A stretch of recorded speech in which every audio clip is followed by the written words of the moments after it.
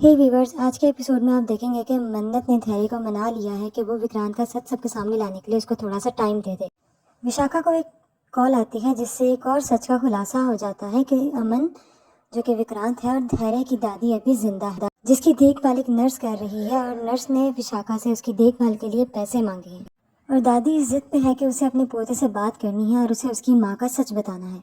इतने में मल्ला हॉल की तरफ आती है अपना फोन ढूंढते हुए, तो रॉबिन उसे ला के देता है और ये कहता है कि आपका फोन हॉल में गिरा हुआ था। तो जो अपने बेटे की शादी की तैयारियों को देखे खुश हो रही होती है, जब विशाखा वहाँ आती है और उसे कहती है कि तुम इतना खुश क्यों हो रही हो, ये मेरे बेटे की शादी है, तुम भूल क्यों जाती हो कि विक्रांत मेरा बेटा है। विशाखा अभी इसी बात पे नीतू को धमकी दे रही होती है कि मन्नत आती है और उसको वहां से लेके जाने की बात करती है, जिसपे विशाखा चिढ़ जाती है। विशाखा मन्नत से कहती है कि तुम्हें नजर नहीं आ रहा कि हम दोनों बात कर रहे हैं।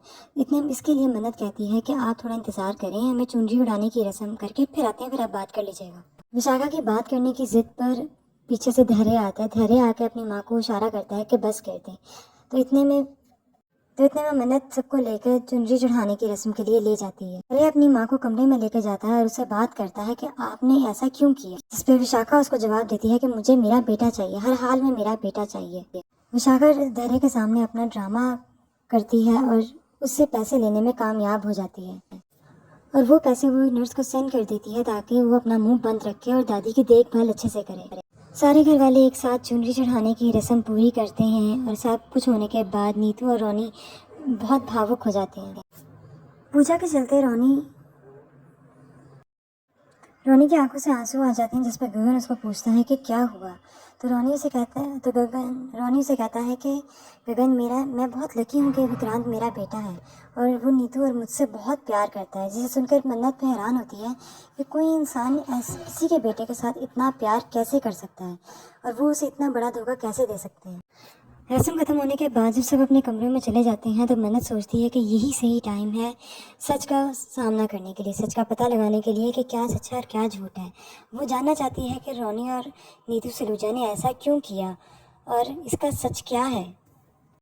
नीतू और रोनी विक्रांत की शेरवानी लेके अपने कमरे में जाते हैं और कमरे में जाते ही देखते हैं कि वहाँ पर आगे विक्रांत और उसकी माँ की तस्वीरें लगी होती हैं, जिन्हें देखकर उन्हें लगता है कि ये सब कुछ विशाखा ने किया है। लेकिन मन्नत पीछे से आकर कहती है कि नहीं, ये सब मैंने किया है।